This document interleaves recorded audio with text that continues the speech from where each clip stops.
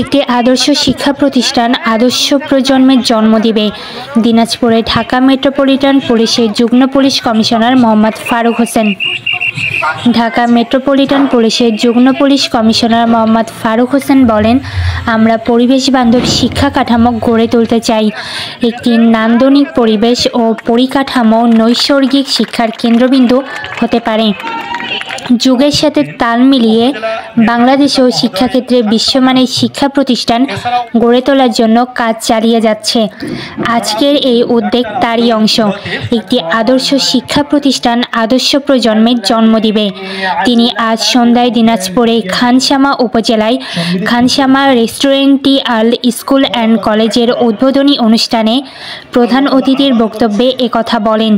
এ সময় তিনি আরও বলেন, বাংলাদেশের প্রত্যন্ত অঞ্চলগুলোতে বর্তমানে উন্নত মানের শিক্ষা অবকাঠামো গড়ে উঠছে।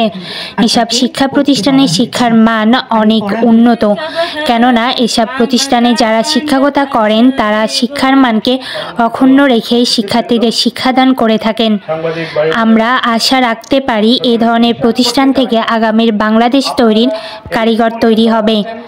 তাসসুমা ইসলাম ঋতু, 64 নিউজ টিভি, বাংলাদেশ।